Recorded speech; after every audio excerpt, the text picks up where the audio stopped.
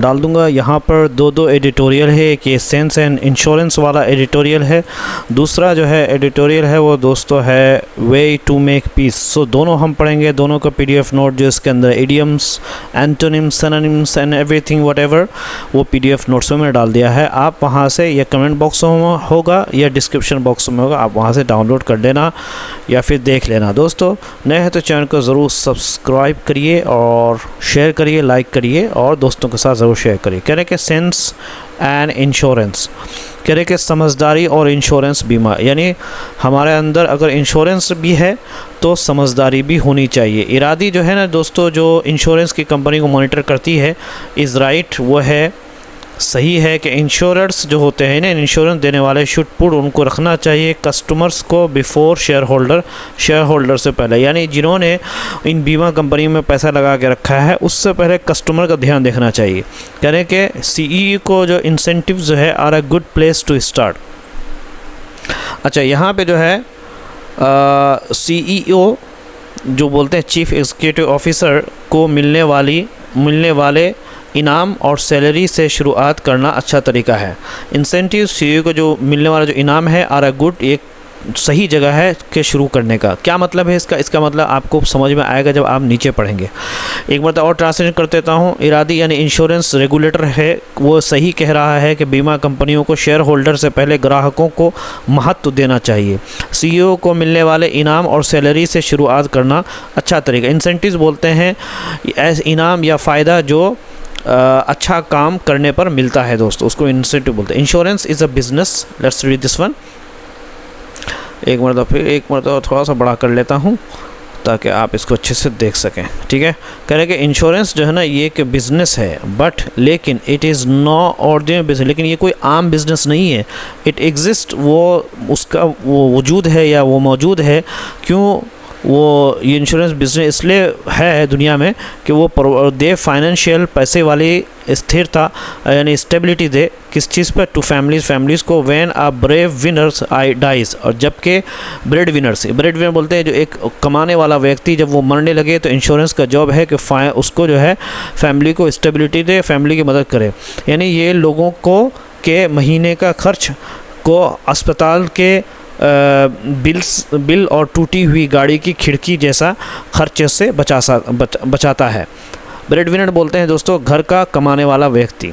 And to shield monthly budgets, और बचाना है, यानी इंश्योरेंस कंपनी का काम बचाना है महीने का जो बजट्स जो आता है गरीबों के लिए फ्रॉम हॉस्पिटल के बिल से, महीने के बजट को बचाना है हॉस्पिटल के बिल से। एंड करेक्ट और विंडशील्ड्स। अच्छा, विंडशील्ड का क्या मतलब है यहाँ पे? शील्ड का मतलब होता है बचाना, सुरक्षा देना, और टूटी हुई गाड़ी की खिड़की जैसे खर्चों से बचाना है ना।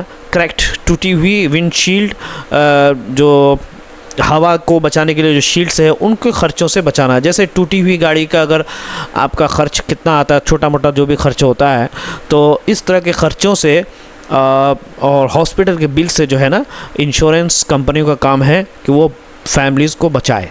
तो क्या फ़ायदा फिर इंश्योरेंस का अगर इन सब चीज़ों से नहीं बचाती है। So unlike hair salons and cafes, इसीलिए हेयर सैलून और कैफ़े की तरह इसे सिर्फ मुनाफे की सोच से नहीं चलना चाहिए। हेयर और सैलून और कैफ़ेज़ की तरह इट शुड नॉट बी, वो नहीं होना चाहिए driven by the profit motive only, खाली प्रॉफिट को देख करके। प्रॉफिट का प्रेरणा मोटिव बोलते हैं कि किसी भी बिज़नेस के पीछे जो प्रेरणा होती है वो जो मोटिव होती है वो प्रॉफिट होती है।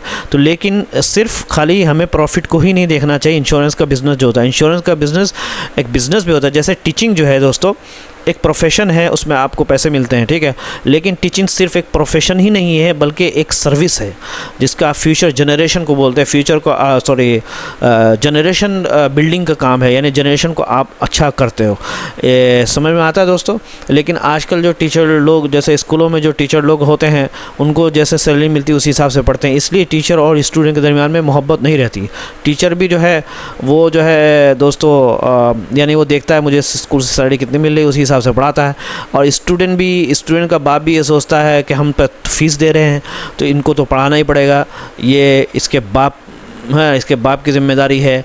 तो रिस्पेक्ट और जो म्यूचुअलिटी होती है वो दोनों तरफ से ख़त्म हो, स्टूडेंट की तरफ से भी और टीचर की तरफ से भी। लेकिन पहले ऐसा नहीं था, पहले टीचर जो है पैसे भी कमाता था, प्लस जो है वो मोहब्बत भी करता था स्टूडेंट से, और he used to go beyond his way of teaching. So अच्छा, ये दूसरी बात है। इसी तरीके से इंश्योरेंस का जो बिज़नेस है वो सिर्फ खाली पैसे कमाने के लिए नहीं है, बल्कि लोगों के सेवाओं के लिए। बट इट इज़, लेकिन ये है, and not just in India, लेकिन इंडिया में नहीं, as the killing of United Healthcare CEO Brian Thompson in December 2025 में हमें याद दिलाता है। कह रहे हैं कि लेकिन ये ऐसा नहीं हो रहा, ऐसा हो रहा है, और सिर्फ भारत में नहीं। दिसंबर 2024 में यूनाइटेड हेल्थ केयर के जो CEO ब्रायन शम्पसन की हत्या में हमें ये बात याद दिलाई। यानी ये पूरा बिज़नेस है दोस्तों, इन्हें इंश्योरेंस ना के नाम पे ये बिज़नेस खोल के रखा है लोगों ने, और बहुत ही कम लोगों को इससे फ़ायदा हो रहा है आजकल। ठीक है, अगर आप थोड़ा सा कोई प्लान ले लेंगे, फिर उसमें बोलते हैं प्रीमियर लो, फिर प्रीमियर ले तो उसके बाद फिर आप प्रीमियर लो, यू नो। और मोस्ट ऑफ द इंश्योरेंस ऐसे होते हैं, लिखते हैं कि हमारा है ये हॉस्पिटल में करता है, ये हॉस्पिटल। जब आपको इमरजेंसी की ज़रूरत पड़ेगी, आप मान लो आप दिखाओगे हॉस्पिटल में, तो वो मना ही कर देगा उस टाइम में कि नहीं, इंश्योरेंस काम नहीं करता भाई, किसने लिखा आपको? कहेगा भाई आप दिखाते रहो उसको, देखो ईमेल में लिखा हुआ है कि भाई ये हॉस्पिटल में काम करेगा, तो बोलेगा हमें नहीं पता भाई, आई डोंट नो। तो इस तरीके से होता है। जैसे अभी जो है जिन जहाज़ों ने बीमा ले रखा था, इंश्योरेंस लेके रखा था, कहाँ पे? स्ट्रेट ऑफ हॉर्मुज़ में उनके जहाज़ फंसे हुए हैं, तो यह बीमा कंपनी ने कहा कि हम जो है कैंसिल करते हैं। तो ऐसे ही मौके पे बीमा लोग भरते हैं और इंश्योरेंस लेते हैं, लेकिन ऐसे ही मौके पे ये लोग पीछे हट जाते हैं। तो चलिए हम आगे पढ़ते हैं दोस्तों। करेंगे इंश्योरेंस और लालच एक साथ अच्छी क्यों नहीं लगते? करेंगे वाई डोंट, क्यों नहीं insurance and greed sit well together, वो बैठते हैं एक साथ, अगर वो बैठते हैं टुगेदर तो वो अच्छा क्यों नहीं लगता? यानी इंश्योरेंस और लालच अगर एक साथ रखें तो उसका अच्छा क्यों नहीं लगेगा? क्यों? क्योंकि because an insurer with a profit first business model isn't about misselling. कह रहे हैं कि एक इंश्योरर जो इंश्योर देने वाला है, जिसका काम है विद अ प्रॉफिट फर्स्ट के पहले मुनाफा, बिजनेस मॉडल अगर वो लेकर चलता है कि पहले मुनाफा कमाओ, कह रहे हैं कि ये मिस सेलिंग से ऊपर नहीं है। यानी ये गलत व्यवहार, मिस सेलिंग का मतलब होता है कि गलत या बेकार चीज़ बेचने से ऊपर नहीं, यानी ये काम भी ये इंसान गलत काम कर रहा है। ठीक है, अब देखिए वो गलत चीज़ें बेचने, लोगों को गलत पॉलिसी देने, पिचिंग है ना, पिच करने के लिए अनसुटेबल गलत प्रोडक्ट्स, उत्पाद टू कस्टमर लोगों को देने के लिए, पंपिंग प्रीमियम्स है ना। पंपिंग प्रीमियम्स का क्या मतलब है कि प्रीमियम को बढ़ाना, बढ़ाने के लिए प्रीमियम की जो कीमत उसको बढ़ाना, एंड आर्बिट्रीली डिनाइंग क्लेम्स, और मनमानी जो है क्लेम्स को कर देना, मना कर देना, यानी बिना सही वजह क्लेम को मना कर देना। तो ये इन लोगों का अपना मनमानी है, जब चाहते हैं दे देंगे, जब देखेंगे अरे नहीं यार तो बहुत सारा पैसा देना पड़ रहा है तो फ़ोन कर देंगे भाई हमारे यहाँ कुछ मिलने वाला नहीं है। उसके बाद आप लड़ते रहिए, लेकिन जो आपका नुकसान है वो हो ही जाएगा। तो मिस सेलिंग का मतलब होता है गलत या बेकार चीज़ बेचना। यानी दोबारा सेशन रही है, क्योंकि जो बीमा कंपनी है सिर्फ मुनाफे को पहले रखती है ना। बिकॉज एन इंश्योरेंस बीमा company with a profit first, वो प्रॉफिट बिजनेस मॉडल रखती है, प्रॉफिट फर्स्ट बिजनेस मॉडल, यानी प्रॉफिट पहले, मुनाफे को पहले रखती है। वो गलत चीज़ें बेचने है ना, इज़ अबव, और ये करेंगे ये गलत चीज़ें बेचें, मिस सेलिंग, गलत चीज़ें बेचें, लोगों को गलत पॉलिसी देने, पिचिंग देना। पिचिंग का मतलब यहाँ पे देना होता है, समझे? पिचिंग अनसूटेबल प्रोडक्ट्स मतलब होता है गलत प्रोडक्ट्स बेचना, ठीक है, प्रोडक्ट्स टू कस्टमर को बेचने के लिए, और बिना सही कारण क्लेम रोकने या मना करने से पीछे नहीं हटती।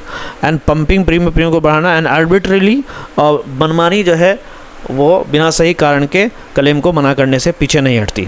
तो ये है, ये सारी चीज़ें हैं। कह रहे कि और इंश्योरेंस जो है ना, वो रेगुलेटर जैसे इरादी है, वो भारत में इन समस्याओं के बारे में बार बार चेतावनी दे चुका है। एंड इंश्योरेंस का जो रेगुलेटर है, यानी जो इंश्योरेंस को रेगुलेट करते हैं उनका कानून के हिसाब से, इरादी ने हैज़ रिपीटेडली बार बार चेतावनी दी है। दिस प्रॉब्लम्स इन फ्लैग्ड मतलब झंडा दिखाया है इन परेशानी का इन इंडिया में, यानी कि इंडिया में भी इस तरह की परेशानियां हैं जो कि ये जो इंश्योरेंस कंपनी वाले हैं ये लोग मिसयूज़ कर रहे हैं लोगों के पैसा का, कि इसीलिए इरादी का एक नया नियम जिसमें सीईओ की सैलरी को ग्राहकों के अनुभव से जोड़ने की बात है। समझे, सो इरादी का न्यू जो एक गाइडेंस है टू इंश्योरेंस, यानी नियम जो बनाया गया है इंश्योरेंस देने वाली कंपनियों को कि वो जोड़ दे टू लिंक सीईओ के जो सैलरी है टू कस्टमर के परिणाम से। ये अच्छी बात है, यानी अगर कस्टमर ने अच्छा कहा कि भाई सब कुछ ठीक ठाक है तो सीईओ को जो सैलरी मिलेगी वो सही टाइम पे मिलेगी और जो इंसेंटिव मिलेगा वो भी मिलेगा। लेकिन अगर कस्टमर ने कहा है कि भाई हमें जो है सही टाइम पे पैसे नहीं मिले हैं तो सीईओ के सैलरी से काट लिया जाएगा। तो ये बहुत ही अच्छा रूल बनाया गया है, एडिटर साहब ऐसा करें हैं। एसेंशली असल में ये बीमा कंपनियों से कह रहा है कि वे शेयर होल्डर से पहले ग्राहकों को महत्व दें। एसेंशली ज़रूरी बात यह है, इट इज़ आस्किंग, वो कह रहा है इंश्योरेंस बीमा कंपनियों से कि टू पुट कस्टमर को पीछे रखें, ना कि शेयर होल्डर को पहले। यानी कस्टमर को महत्व दें, जो कि पैसा लगाने वाला जो लगा रखा है उसको महत्व वो बाद में आता है। व्हेन सीईओ, जब सीईओ की जो सैलरी है इज़ लिंक टू, जब जोड़ दिया गया है टू हाउस सेटिस्फाई कस्टमर, कितने कस्टमर्स जो है वो कितने खुश हैं, मेजर्ड बाय, अब वो उनके सेटिस्फेक्शन को कैसे नापा जाएगा, उनको नापा जाएगा कंप्लेंट अगेंस्ट अ कंपनी, अगर शिकायतें हैं कंपनी के ख़िलाफ़, एंड रेगुलेटरी ब्रीच या कानून का उल्लंघन है, and regulatory breach, the incentive structure changes, the incentive का जो व्यवस्था है वो बदल जाएगा। यानी जब सीईओ की सैलरी इस बात से जुड़ी हुई होगी कि ग्राहक कितना खुश है, जिसे शिकायतों और नियम तोड़ने के मामलों से मापा जाएगा, तब पूरा इनाम देने का सिस्टम बदल जाएगा। रेगुलेटरी ब्रीचेस का मतलब होता है नियम तोड़ना, इंसेंटिव स्ट्रक्चर मतलब इनाम देने की व्यवस्था। कह रहे कि ज़्यादा ईमानदारी और अच्छी सेवा बिजनेस बढ़ाने की सबसे ज़रूरी चीज़ें हैं। कह रहे कि ग्रेटर ट्रांसपेरेंसी, बहुत ज़्यादा साफ़ सुथरी ईमानदारी, ट्रांसपेरेंसी, बेटर क्वालिटी, अच्छी क्वालिटी ऑफ सर्विस की अच्छी क्वालिटी अगर दें आरा की बहुत ही महत्वपूर्ण है टू ग्रोइंग बिजनेस को बढ़ाने के लिए। इनफैक्ट असल में बात यह है कि they are the pillars of any customer centric customer. कह रहे कि ये एक पिलर है, एक खंबा है दोस्तों, ऑफ किसी भी कस्टमर सेंट्रिक, यानी जहाँ पे कस्टमर का सबसे महत्व होता है कस्टमर सेंट्रिक बिजनेस में, यानी ऐसा बिजनेस जो कस्टमर से चलता है, फ्रॉम कुकीज़ टू बिस्किट बनाने से लेकर के कार बनाने तक के लिए। अगर आपके अंदर ट्रांसपेरेंसी है और अच्छी क्वालिटी ऑफ सर्विस है तो ये आपका बिज़नेस बढ़ाने में बहुत ही आगे चला जाएगा। बल्कि ट्रांसपेरेंसी और बेटर क्वालिटी ये पिलर्स है किसी भी बिज़नेस के लिए, ये कहना चाह रहे हैं। कह रहे कि डूइंग बिज़नेस को करना ऑनेस्टली, ईमानदारी से में रिजल्ट परिणाम दे सकता है इन लोअर प्रॉफिट, कम प्रॉफिट में दिस ईयर, इस साल, लेकिन अ फार बिगर बिजनेस इन 5 ईयर, लेकिन बहुत बड़ा बिजनेस हो जाएगा 5 सालों में। भले ही हो सकता है कि अगर आप ज़्यादा ट्रांसपेरेंसी दिखा रहे हैं तो हो सकता है आपको प्रॉफिट कम मिले चूँकि आप ईमानदार हो कभी कभी, लेकिन अगले 5 सालों में आपका बिज़नेस बहुत बड़ा हो जाएगा। और यही काम दोस्तों जितने भी बड़े बिजनेसमैन हैं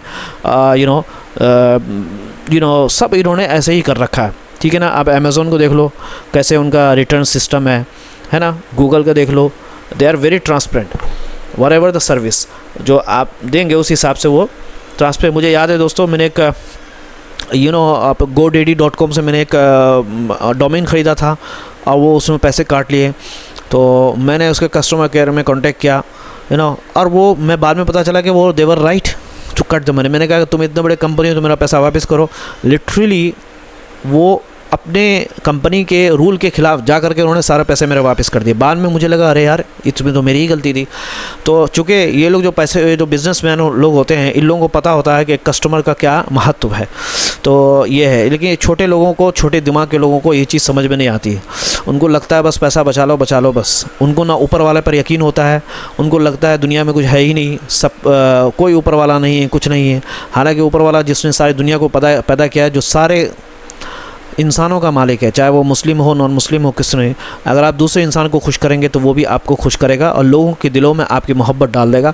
क्योंकि दिल जो है उसी के हाथ में होता है दोस्तों। आप कितनों ही कुछ कर लें, लेकिन दिल में अगर लोगों के दिलों में आपकी मोहब्बत डालना या आपकी कंपनी की मोहब्बत डालना, प्रोडक्ट की मोहब्बत डालना, वो उसी के दिल में है। इसलिए प्रॉफिट मोहम्मद का एक सेइंग है कि जो शख्स जो है, अगर अपने कस्टमर ने, किसी ने कोई चीज़ ख़रीदी और फिर वो अगर उसने वापस ला के दे दिया बेचने वाले को, और वो बेचने वाले ने बग़ैर किसी जानकारी के, बग़ैर किसी झिझक के या बहस के अगर उसने उसकी चीज़ वापस कर दी, वापस ले ली और पैसे वापस दे दिए, तो मैं गारंटी देता हूँ कि उसका घर जन्नत के बीच जन्नत में उसका घर होगा। तो इस तरह की जो है ये सब चीज़ों को हमने छोड़ रखा है और दूसरे लोगों ने अपना लिया है, तभी वो लोग इतना कामयाब हैं। आप देख लो अमेज़न का, खुद देख लो आप, रिफ़ंड का जो सिस्टम है, my god, you can not even doubt कि आपका पैसा बिल्कुल पानी में चला जाएगा। Are they are really everything is there. और कोई भी बड़ा बिजनेस हो, चाहे वो किसी का भी हो, कस्टमर सर्विस इज़ नंबर 1। सो कहने के बियॉन्ड लिंकिंग एग्जीक्यूटिव पे टू क्वालिफाई ऑफ सर्विस। अच्छा, कह रहे कि इससे कह रहे कि सेवा की गुणवत्ता से सैलरी जोड़ने के अलावा, है ना, अलावा बियॉन्ड जोड़ने के, है ना, एग्जीक्यूटिव पे यानी एग्जीक्यूटिव यानी जो सीईओ का जो सैलरी पे मतलब जोड़ना का, टू क्वालिटी ऑफ सर्विस, है ना, यानी सेवा की गुणवत्ता से, सेवा की, है ना, सर्विस की गुणवत्ता से जोड़ने के अलावा इरादी वांट्स, वो चाहता है कि पेनल क्लॉसेस, है ना, इरादी ऐसे नियम भी चाहता है जिसमें ख़राब काम करने वाले सीईओ को अपनी कुछ सैलरी वापस करनी पड़े। पेनल क्लॉसेस का मतलब होता है ज़्यादा सज़ा देने वाले नियम, पेनाल्टी जिसको बोलते हैं, पेनाल्टी क्लॉसेस वो चाहता है सज़ा देने वाले कुछ नियम। और क्लॉबैक्स, अच्छा, क्लॉबैक्स का क्या मतलब होता है दोस्तों? वापस लेना या वापस ले सो दैट, ताकि सीईओ हु डोंट डिलीवर, जो कि अच्छा काम ना करे, who don't deliver, have to surrender, उनको कुछ सरेंडर झुकाना पड़ेगा अपने सम ऑफ देयर क्या है, रिम्यूनरेशन, यानी जो उनकी सैलरी है उसमें से कुछ उनको पैसा देना पड़ेगा। यानी जो उनको, अगर उनका काम अच्छा नहीं होता है तो सीईओ को कुछ अपने कटौती में, अपने सैलरी में से कुछ पैसा जो है वो कस्टमर को देना पड़ेगा। तो ये भी एक नियम जो है इरादी चाहता है कि इस तरह का एक नियम बना जाए, पेनाल्टी क्लॉसेस हो उसके अंदर। और इस तरीके से अगर गड़बड़ी होती है तो सीईओ खुद जो है पैसा देगा। Eradi has also express, Eradi ने अपने ये कंसर्न, चिंता जताई है about the upper management concerning, यानी इरादी ने इस बात पर भी चिंता जताई है कि ऊपरी अधिकारी कुल सैलरी का बहुत बड़ा हिस्सा ले रहे हैं। समझ में आता? अपर मैनेजमेंट, अपर में ऊपरी जो अधिकारी है, कंसर्निंग अ डिसप्रोपोर्शनेट शेयर, यानी बहुत बड़ा हिस्सा जो है वो ले रहे हैं, up to 14% of overall compensation, जितने भी मुआवजे का 14% जो है वो जो मिलना है कस्टमर को, उसका 40% वो खुद ही रख रहे हैं। डिसप्रोपोर्शनेट शेयर का मतलब होता है ज़रूरत से ज़्यादा हिस्सा लेना। समझ में आता? यानी इरादी ने इस बात पर भी चिंता जताई है कि ऊपरी अधिकारी कुल सैलरी का बहुत बड़ा हिस्सा ले रहे हैं। सर है, इट सेज, वो कह रहा है, कितना लंबा है दोस्तों, इट सेज, वो कहता है the pay gap between the highest and lowest paid CEOs in life insurance is about ₹16 crore which rises to almost 23 crore in general insurance. कह रहे कि इरादी के अनुसार लाइफ इंश्योरेंस में सबसे ज़्यादा और सबसे कम सैलरी पाने वाले सीईओ के बीच लगभग 16 करोड़ का फ़र्क है, और जनरल इंश्योरेंस में ये लगभग 23 करोड़ तक पहुंच जाता है। ठीक है दोस्तों, दोबारा पढ़ते हैं हम इसको। इसको मैं मिटा देता हूँ ताकि आपके बाद दोबारा ट्रांसलेशन कर दूँगा आपके लिए। इट सेज, यानी इरादी क्या कह रहा है दोस्तों? अब किधर गया? हाँ, कहता है कि जो सैलरी का जो गैप है, फासला है बिटवीन हाईएस्ट, सबसे ज़्यादा और सबसे कम में, वो जो कि दिया जाता है पेड सीईओ जो को दिया CEOs in life insurance company में, इज़ अबाउट, वो तकरीबन 16 करोड़ है, विच राइजेस, जो कि बढ़ करके हो जाता है तकरीबन 23 करोड़ में इन जनरल इंश्योरेंस से। जो इतना बड़ा गैप है, तो इससे ही पता चलता है कि ये सीईओ वाले जो है ना, ये पैसे रखते हैं, जैसे बता रहे हैं ना, अप टू 14% जो है ओवर कंपनसेशन का पैसा ये रख लेते हैं। करें क्या, are the highest paid CA, क्या सबसे ज़्यादा जो दिए जाने वाले, तनख्वाह दिए वाले, जो सैलरी देने वाले सीईओज है, बिंग रिवार्डेड, उनको इनाम दिया जा रहा है for delivering share holder pleasing result, कि वो क्योंकि वो शेयर होल्डर को खुश करने वाले जो परिणाम जो दे रहे हैं, डिलीवरी देना, क्या उसके लिए उनको इनाम दिया जा रहा है। दैट सीम्स, वो दिखता है, टू बी, क्या है, इरादीज़ अप्रहेंशन। अप्रहेंशन का मतलब यहाँ हो गया दोस्तों चिंता, कि लगता है यही इरादे का चिंता है। दैट सीम्स दिखता है, दैट सीम्स दिखता है, टू बी होना इरादे का, अप्रहेंशन यही चिंता है। कह रहे कि इट्स 24 to 25 एनुअल आसाना रिपोर्ट दिखाती है, shows that complaints of miss selling, है ना, के गलत चीज़ें बेचने की जो शिकायतें हैं वो बढ़ कर के 14% हो गई ओवर द प्रीवियस, पिछले साल से ज़्यादा। यानी मार्च में सरकार ने कहा है कि बीमा उसकी जो है 2024 से 25 की रिपोर्ट बताती है कि गलत पॉलिसी बेचने की शिकायतें पिछले साल 14% बढ़ गई है। समझ में आता है? गलत पॉलिसी, कंप्लेंट्स और मिस सेलिंग, गलत पॉलिसी जो बेचने के लिए वो बढ़ करके रोज़ बढ़ कर गया 14% ओवर द पीरियड पिछले साल। कहने कि इन मार्च में गवर्नमेंट ने कहा था, government said that the two main company, जो मेन कंपनी शिकायतें थी against the bima company insurance का, वो जुड़ी हुई थी related to keeping claims pending, कि वो रखने का जो क्लेम्स जिन्होंने जो इंश्योरेंस खरीद रखा था उनके जो क्लेम्स को पेंडिंग करने के लिए वो 15% थी, 15% तक की इतनी शिकायत थी। एंड डिनाइंग क्लेम, और क्लेम को इनकार कर देना विदाउट रीजन, बगैर किसी कारण के, वो 6.5% थी। ये तो बहुत ज़्यादा है दोस्तों, समझ रहे? कह रहे हैं कि ये ऐसी ख़राब छवि इंश्योरेंस लेने वालों की संख्या कम कर सकती है, जबकि आज के समय में बढ़ते अस्पताल और दूसरे खर्चों के कारण इंश्योरेंस बहुत ज़रूरी हो गया है। ठीक है, एन इमेज, और एक तस्वीर, एक जो इमेज जो प्रॉब्लम है, एक ऐसी तस्वीर प्रॉब्लम ऑफ दैट का इस तरह की जो परेशानी है, कैन स्लो, कम कर सकता है, स्लो डाउन इंश्योरेंस कवर क्या लोग खरीदना बंद कर देंगे, विच हैज़ बिकम, जो कि हो चुका है नेसेसिटी, जो ज़रूरी एज अ हेल्थ केयर, एक हेल्थ केयर के तौर पे, यानी हॉस्पिटल के लिए, एंड अदर कॉस्ट राइज, जिस तरह के जो अदर कीमतें हैं, जो कि बढ़ती हुई कीमतों के ज़माने में, और हेल्थ केयर की जो बढ़ती कीमतें और हॉस्पिटलों के बिल के ज़माने में, ये चीज़ें क्या है ना, इंश्योरेंस लेना बहुत ज़रूरी हो गया। कह रहे हैं कि इंश्योरेंस शुड पे हीड है ना, इंश्योरेंस यानी बीमा कंपनी वालों को कि चाहिए कि इस बात पर ध्यान दे। पे हीड का मतलब यहाँ होता है ध्यान देना, गंभीरता से सुनना। अच्छा, दूसरा जो है दोस्तों, वे टू मेक पीस, क्या मतलब है? यानी शांति बनाने का तरीका, एक तरीका, वे मतलब टू मेक पीस, शांति बनाने का। कि ट्रंप अनफ्रीजेस ईरान एसेट्स, ट्रंप क्या है? ट्रंप ने ईरान की जमा संपत्ति को फिर से इस्तेमाल करने की अनुमति दे दी। अनफ्रीजेस बंद कर देता है फ्रीज को, ईरान के जमा पूंजी को, एंड लिफ्ट्स, और सेंशन जो उस पर पाबंदी उस पर उठाता है। ईरान फिर उसके जवाब में क्या करता है? वो उठाता है हॉर्मुज़ के रुकावट को, यानी ईरान ने भी जो ब्लॉकेट लगा रखा था हॉर्मुज़ पे, उसको भी ख़त्म कर दिया है।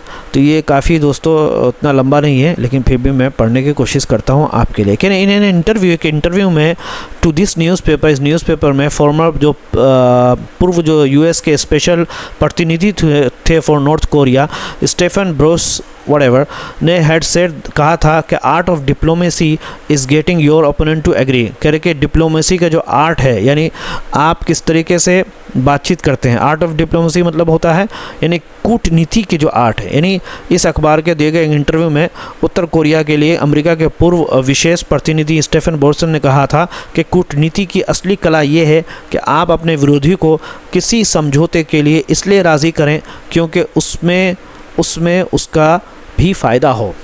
उन्हें कूटनीति का यह आर्ट है कि इस गेटिंग योर ओपोनेंट, अपने जो दुश्मन हो या विरोधी को, कि आप समझने एग्री कर लें, to agree to the deal, because क्योंकि इट इज़ इन देयर, क्योंकि ये उनके भलाई में है। समझ में आता है? इन्हें दोबारा कर लेता हूँ। इस अखबार को दिए गए इंटरव्यू में उत्तर कोरिया के लिए अमेरिका के पूर्व जो विशेष प्रतिनिधि स्टेफन बोर्सन ने कहा था कि कूटनीति यानी डिप्लोमेसी की असली कला ये है कि आप अपने विरोधी को किसी समझौते के लिए इसलिए राज़ी कर लें क्योंकि इसमें उसका भी फ़ायदा है। डिप्लोमेसी, कूटनीति, समझदारी से बातचीत, उसको बोलते हैं कूटनीति, समझदारी से बातचीत। ओपोनेंट बोलते हैं विरोधी।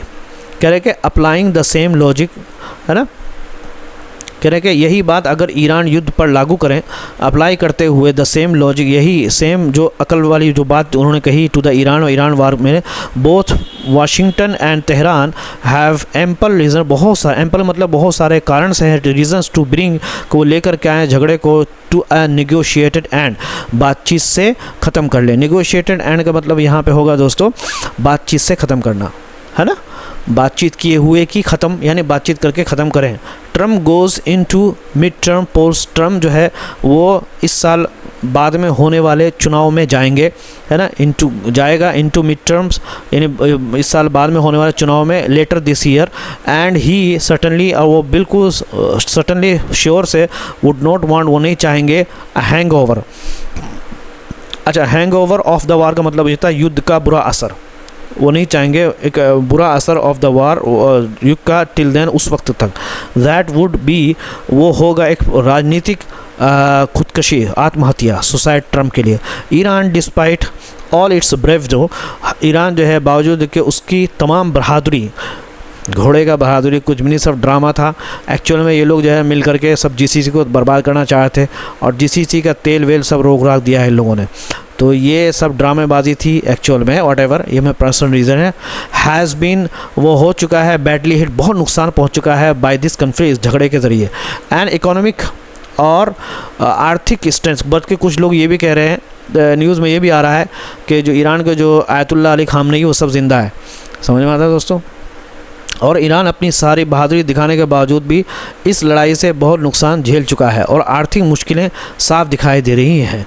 ठीक है, इकोनॉमिक स्ट्रेंथ्स इन्हें आर्थिक जो तनाव है आर शोइंग, वो दिख रहा है साफ। There is a runaway inflation, है ना, वहाँ पे क्या है, बहुत तेज़ महंगाई है। रन अवे का मतलब होता है इन्फ्लेशन, बहुत तेज़ी से बढ़ती महंगाई। रन अवे इन्फ्लेशन महंगाई है। मोर देन कह रहे हैं कि 54% से ज़्यादा। And growing shortage of essential, और ज़रूरी चीज़ों की जो है बढ़ती हुई कमी है। शॉर्टेज मतलब होता है वो कमी, यानी जो भी ज़रूरी चीज़ें ज़रूरत पड़ती है लोगों को, वो उसकी जो है कमी होती जा रही है। एंड देन, और फिर ऑफ कोर्स बिल्कुल देयर इज़ वहाँ है ग्लोबल, दुनिया वाली ग्लोबल इकोनॉमिक पेन, पूरी दुनिया में अर्थव्यवस्था का एक डर और खौफ बैठा हुआ, जो कि कॉज्ड बाय, जो कि कारण बना है बाय द ईरान के बंद करने की वजह से, ब्लॉकेट ऑफ हॉर्मुज के बंद करने, and the US counter block of Iran, और यूएस ने उसके, चूँकि ईरान ने हॉर्मुज को बंद कर दिया और यूएस ने इसके मुकाबले में ईरान के जो पोर्ट्स है उसको ही बंद कर दिया। ठीक है, so it is a welcome, ये अच्छी बात है दैट ट्रम्प ऑन मंडे ने फैसला किया टू होल्ड ऑफ रिज्यूमिंग, हाँ, कि वो बंद करें। होल्ड ऑफ का मतलब यहाँ पे हो गया दोस्तों बंद करना, यानी रोक देना, कुछ समय के लिए रोक देना। तो इसलिए अच्छी बात है कि सोमवार को ट्रंप ने ईरान पर दोबारा हमला शुरू करने को रोक दिया है। रिज्यूमिंग, यानी दोबारा अटैक्स को और ईरान पर हमला करने को रोक दिया है। आफ्टर, कब, इसके बाद के तेहरान ने सेंट रिवाइज, एक दोबारा प्रस्ताव भेजा टू एंड द वार को ख़त्म करने के लिए। बट अगेन, लेकिन दोबारा Iran is asking for the moon. Asking for the moon एक मुहावरा है, मतलब यह है कि बहुत ज़्यादा असंभव मांग करना। क्या असंभव मांग कर रहा है? Asking for the moon reparation. अच्छा, रिपरेशन का क्या मतलब है? वो युद्ध का मुआवजा मांग रहा है। एंडिंग, ख़त्म करने के लिए हॉस्टिलिटीज़, यानी दुश्मनी है ऑन ऑल फ्रंट, तमाम जगहों से, जैसे लेबनान से यहाँ पर एग्ज़िट ऑफ यूएस का एग्ज़िट निकलना है फोर्सेस का फ्रॉम एरियाज़ जो कि क्लोज टू ईरान के करीब जितने भी एरियाज़ है वहाँ से जो है उसके ईरान की मांग ये है कि ईरान जो है वो निकल जाए वहाँ से, यानी अमेरिका जो है अपनी फ़ौज को निकाले। लिफ्टिंग ऑफ सेंशन, यानी क्या है, पाबंदी को हटाना। रिलीज़ ऑफ फ्रोज़न एसेट, वो जारी करे कि जो फ्रीज़ किए हुए यानी एसेट्स हैं, समझ में आता है दोस्तों। यानी इसके अलावा ईरान चाहता है कि हॉर्मुज़ पर उसका असली नियंत्रण हो, भले ही कानूनी रूप से ना हो, और वो वहाँ हमेशा के लिए टैक्स लेने की व्यवस्था बनाना चाहता है। आस्किंग फॉर द मून, समझ में आता है दोस्तों। प्रतिबंध हटाना, है ना, ईरान के पास से अमेरिका का सेना हटाना, प्रतिबंध हटाना, यहाँ प्रतिबंध हटाना, लिफ्टिंग सेंशन। और क्या करना दोस्तों? जमा संपत्ति वापस देना, रिलीज जारी करे, है ना, खोल दे जमा जो संपत्ति है। And to the US blockade, और क्या करे, और देना, और अमरीकी नाकाबंदी ख़त्म करना, और ख़त्म करना यूएस ब्लॉकेट, अमरीकी नाकाबंदी का। प्लस इसके अलावा ईरान चाहता है डिफेक्टो मतलब ये है, यहाँ पे डिफेक्टो का मतलब यहाँ पे हो गया दोस्तों व्यवहार में असली नियंत्रण, बिल्कुल अपना ही चाहता है नियंत्रण, काबू चाहता है। इफ़ नॉट डिजर का मतलब यहाँ पे हो गया दोस्तों कानूनी रूप से ना हो, अगरचे कानूनी रूप से ना हो, लेकिन वो चाहता है कि वहाँ पे बॉस बना रहे। सॉवरेंटी ओवर हॉर्मुज़ पर पूरा अधिकार, सॉवरेंटी पूरा अधिकार हो हॉर्मुज़ पर। पोटेंशियली, मुमकिन तौर पे, कथित रूप से instituting a permanent toll system, कि वो हो सकता है कि वो बनाए वहाँ पर इंस्टीट्यूट, यानी लगाए पूरे हमेशा के लिए एक टूल सिस्टम, यानी जो टूल सिस्टम गेट कोई भी जहाज़ पास होगा तो उसको टैक्स देना पड़ेगा, जैसे हम लोग यहाँ पे हाईवे में जब जाते हैं तो देते हैं। दैट इज़ कम्प्लीटली कहने कि ये बिल्कुल ही अनएक्सेप्टेबल, ये बिल्कुल काबिल कबूल नहीं है and against a maritime law, और ये मैरीटाइम लॉ के ख़िलाफ़ है। यानी समुद्र के जो लॉ बनाया गया है, समुद्री कानून है, ये उसके ख़िलाफ़ है, यानी ये पूरी तरह गलत है और समुद्री कानून के ख़िलाफ़ है। ये एक ख़तरनाक उदाहरण भी बना देगा अगर ईरान को दुनिया के इतने महत्वपूर्ण समुद्री रास्ते पर नियंत्रण करने दिया गया जहाँ से दुनिया का बहुत सारा तेल और गैस गुजरता है, तो फिर दूसरे देश भी ऐसा करने लगेंगे, ये होगा इसका नुकसान। कि इट ऑल्सो सेट्स वो बना देगा, वो पैदा करता है एक डेंजरस ख़तरनाक प्रेसिडेंट। यानी प्रेसिडेंट का मतलब है डेंजरस, प्रेसिडेंट का मतलब होता है ख़तरनाक उदाहरण। एक प्रेसिडेंट बना देगा, उदाहरण बना देगा दूसरे कंट्रीज़ के लिए। इफ़ ईरान, अगर ईरान को अनुमति दिया जाए कंट्रोल के नियंत्रण करे कि क्रूशियल, बहुत ही इंपॉर्टेंट, महत्वपूर्ण इंटरनेशनल वाटरवे, इंटरनेशनल का जो पानी का एक रास्ता है थ्रू, जिसके ज़रिए फिफ्थ दुनिया की 5वां जो है ग्लोबल दुनिया का तेल और नेचुरल गैस जो है वो बहता है, फ्लोड इन पीस टाइम। ठीक है, सुकून, जब पीस टाइम हो, जब शांति हो, उस टाइम पे कम से कम दुनिया के 5th हिस्सा से वहीं से गुजरता है। What stops other following suit, तो फिर क्या रोकेगा दूसरों को भी, यानी दूसरे कंट्री को भी फ्रॉम द फॉलोइंग स्वीट्स का मतलब होता है दोस्तों दूसरों की नकल करना। यानी अगर ईरान ऐसा करता है तो उधर चाइना भी ड्रामेबाजी कर देगा ताइवान के साथ। फॉलोइंग स्वीट का मतलब होता है नकल करना किसी का। तो चाइना भी कुछ सिमिलरली इसी तरीके से वो कब्जा कर सकता है साउथ चाइना सी को, रशिया एंड द आर्कटिक, है ना, रशिया लोग भी ऐसा करते हैं। फिर चीन भी दक्षिण चीन सागर पर कब्जा कर सकता है, और रूस जो है वो आर्कटिक क्षेत्र पर भी कब्जा कर सकता है। इसीलिए दोनों पक्षों के लिए सबसे सही समझौता यही होगा कि अमेरिका ईरान पर लगे प्रतिबंध हटाए और उसकी जमा संपत्ति वापस करे, चाहे थोड़ी ही क्यों ना हो, और बदले में ईरान बिना किसी शर्त के हॉर्मुज़ की नाकाबंदी हटा दे। हैंस हाँ, इसीलिए द ओनली रीज़नेबल, समझ में आने वाली जो समझौता होगा फॉर बोथ साइड, दोनों साइड्स के लिए वुड बी, वो होगा कि यूएस हटाए पाबंदियाँ, लिफ्टिंग सेंक्शंस ऑन ईरान पर, एंड अनफ्रीजिंग, और जमा जो ईरानियन के जो एसेट्स है उसको जारी कर दे, उसको दे दे, इवन चाहे थोड़ा सा है पार्शियली इन एक्सचेंज। फिर इसके बदले में तेहरान जो है वो क्या करे, वो हटा ले अपना जो नाकाबंदी लगा रखी है हॉर्मुज़ पर, ब्लॉकेड ऑन हॉर्मुज़ अनकंडीशनल, बगैर किसी शर्त के साथ। बोथ साइड्स कैन देन, फिर दोनों side can then set a time frame set कर सकते हैं। यानी इसके बाद दोनों पक्ष जो है 30 से 60 दिनों का समय तय कर सकते हैं ताकि ईरान के परमाणु मुद्दे पर बातचीत हो सके। Time frame from 30 to 6 days, 30 से 16 डेज का, टू नेगोशिएट के बातचीत करें on the Iran nuclear issue, Iran के न्यूक्लियर इशू पर। इफ़ तेहरान रेंजेस, अगर रेंजेस ऑन द लेटर, अच्छा रेंजेस का क्या मतलब है कि अगर ईरान अपने वादे से पीछे हटता है, रेंजेस मतलब होता है वादा तोड़ देता है बाद वाली चीज़ पर, यानी अपने वादे से पीछे हटता है या बहाना बनाता है, और प्लेस और या खेलता है ट्रंट प्लेस ट्रंट का मतलब होता है जिम्मेदारी से भागना या बहाना करता है। तो snap back provision kicks into, क्या है, री इम्पोज सेंक्शन। अच्छा, स्नैप बैक प्रोविजन मतलब होता है तुरंत पुराने नियम वापस क्या है, लागू होने का सिस्टम। तो फिर क्या होगा, तो स्नैप बैक का मतलब होगा वापस लाना के प्रोविजंस, यानी जो पुराने लागू थे किकिंग शुरू कर दिया जाए, टू इम्पोज, लागू करने के लिए पाबंदी ऑन ईरान पर। समझ में आता है, यानी अगर ईरान अपने वादे से पीछे हटता है या बहाने बनाता है तो पुराने प्रतिबंध फिर से तुरंत लागू किए जा सकते हैं, ये मतलब है। अंडरस्टैंडेबली समझ में आने वाली बात यह है दोस्तों, समझा जा सकता है कि ट्रंप और ईरान दोनों अपनी इज्जत बचाना चाहते हैं। दोनों Trump and Iran wants to save face, अपना चेहरे को बचाना चाहते हैं, but they should not pop their own jugular in the process. लेकिन ऐसा करते हुए उन्हें खुद अपना ही बड़ा नुकसान नहीं कर लेना चाहिए। पॉप देयर ओन जुगुलर का मतलब होता है खुद अपना नुकसान कर लेना, यानी नहीं करना चाहिए पॉप देयर ऑन जुगुलर, यानी अपना बड़ा नुकसान नहीं करना चाहिए इन द प्रोसेस, इस प्रक्रिया के अंदर। ठीक है, पॉप देयर ऑन जुगुलर का मतलब होता है खुद अपना नुकसान कर लेना, यानी खुद को बर्बाद कर लेना। तो ये एक जो है ना बहुत शानदार, इसका एक्सप्लेन मैं किसी दिन करूँगा आपको, या फिर आप देख लेना इसको इंटरनेट पे। पॉप देयर ऑन जुगुलर, इसका रूट वर्ड मीनिंग क्या है, असल मीनिंग, शाब्दिक मीनिंग क्या है, और फिर इसका मतलब यहाँ पे क्या है। नहीं तो चैनल को ज़रूर सब्सक्राइब करें। Thank you so much, have a good day, see you.